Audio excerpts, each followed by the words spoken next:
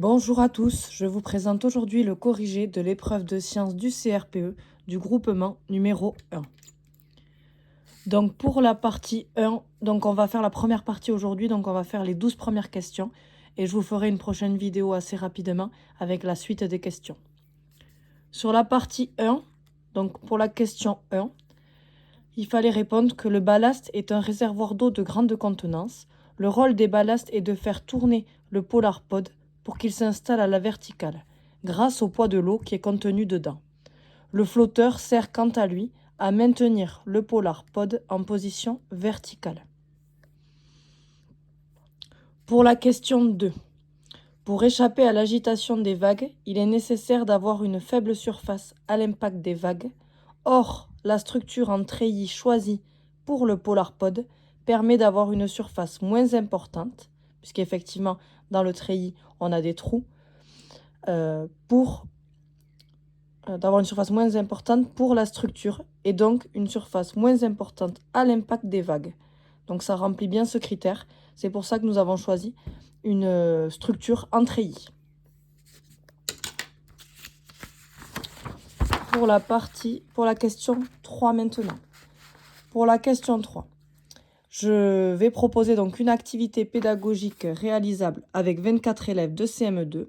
L'objectif est de réaliser une maquette de polar pod. Le matériel disponible, donc des pics à brochettes en bois, des bouchons en liège, des tubes en plastique, des blocs de mousse, des balles élastiques et du papier aluminium. Des bulles, des élastiques et du papier aluminium. Pour l'organisation, donc moi j'ai choisi de faire 6 groupes de 4 élèves, parce qu'en effet, on a 24 élèves. L'activité pédagogique proposée est donc la réalisation d'une maquette du polar pod par les élèves. Chaque groupe de 4 élèves dispose du même matériel pour réaliser une maquette. La première consigne que je donne est la suivante. Par groupe de 4, vous devez, à l'aide du matériel proposé, créer une maquette représentant le polar pod. Les élèves cherchent la solution pendant une quinzaine de minutes, on peut aller jusqu'à 20 minutes. C'est la phase de recherche. Si aucun groupe ne trouve pendant cette phase comment faire, je propose aux élèves de l'aide en leur donnant par exemple des indices. Pour le flotteur, nous allons pouvoir utiliser le bouchon de liège. Je crois qu'il y a une petite erreur ici. Nous allons utiliser CER.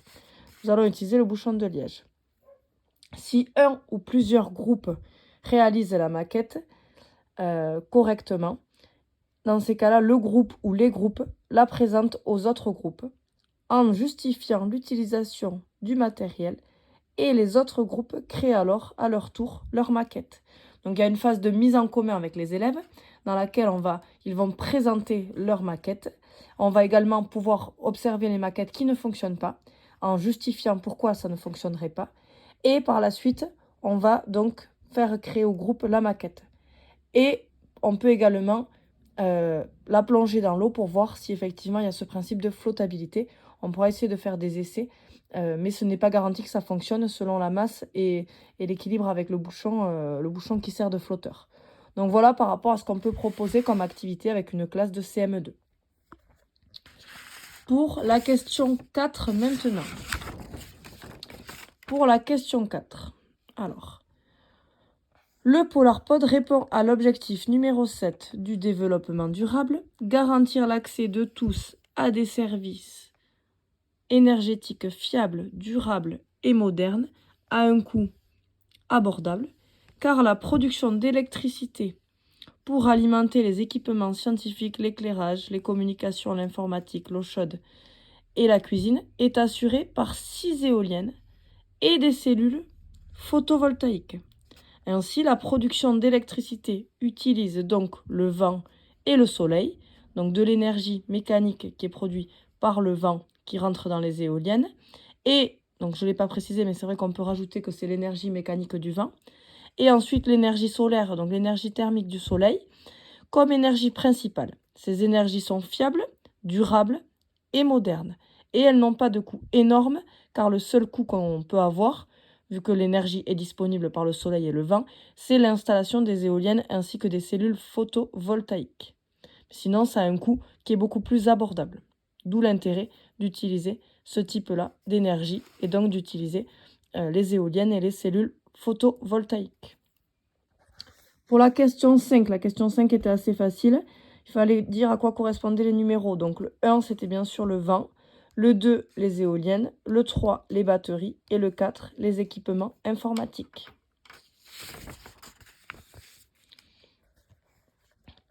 Pour la question 6, une compétence travaillée par les élèves est la compétence comprendre un programme simple et le traduire en langage naturel. La compétence repérer les capteurs et les actionneurs présents dans un objet programmable, ainsi que la compétence identifier la chaîne d'information et d'action sont également travaillées dans cette production écrite des élèves. Voilà par rapport aux compétences qu'on pouvait citer. Je pense que la compétence essentielle, c'est la première, mais c'est important aussi de rajouter les deux autres. Pour la question 7, il manque effectivement une boucle principale dans laquelle il y aurait l'info, lire la valeur logique. Et ensuite, on mettrait une boucle intermédiaire si la valeur logique est sinon à l'intérieur. La remédiation à mettre en œuvre est de faire essayer le programme à l'élève et de se rendre compte que le programme s'arrête. Ainsi, l'élève pourra essayer de modifier son programme pour y arriver. Il faudra peut-être plusieurs essais-erreurs afin de trouver la solution.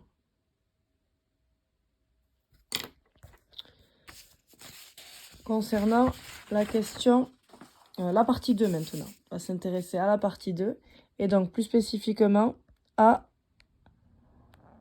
aux forces exercées sur le PolarPod.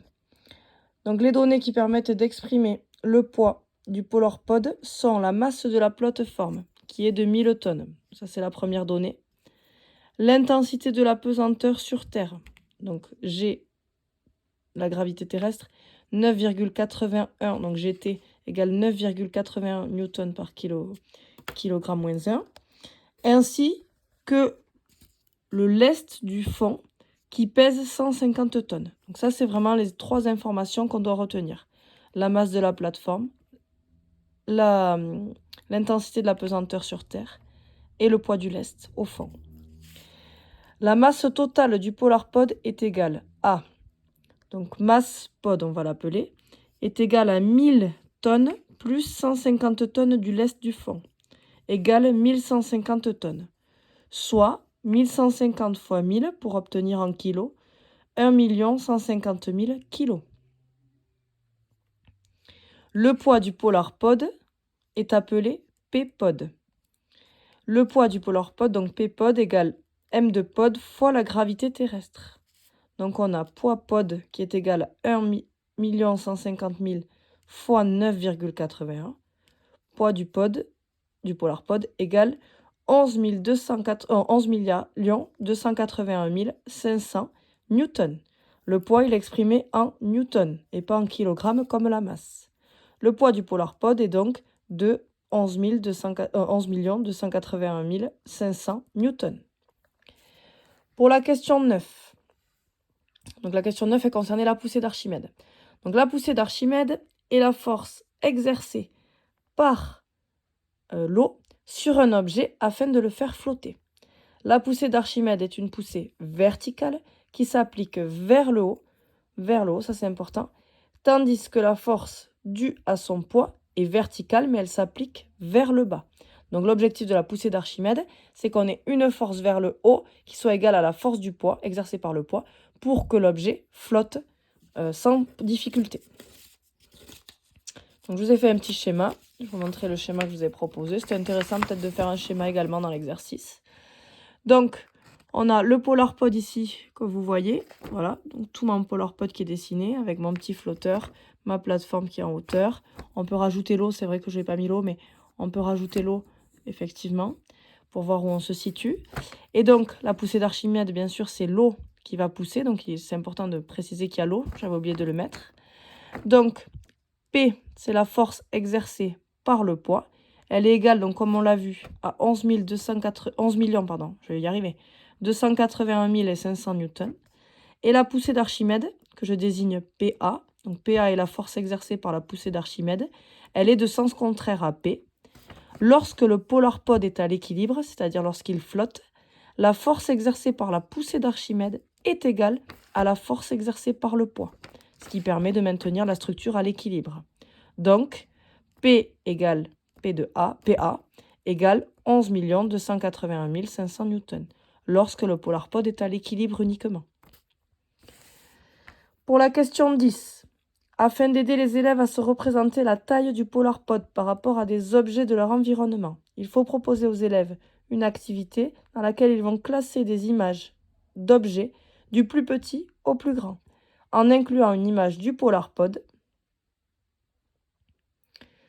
Les images peuvent être celles d'un immeuble, de la tour Eiffel, de l'Empire State Building et peuvent également s'appuyer sur des tours ou des châteaux d'eau qui sont en général assez hauts de la ville ou de la région, de la classe dans laquelle vous êtes, pour qu'ils puissent comparer avec justement des choses qu'ils connaissent déjà. J'ai rajouté à la fin, il peut être intéressant de se rendre à côté d'un monument de la même taille, par exemple.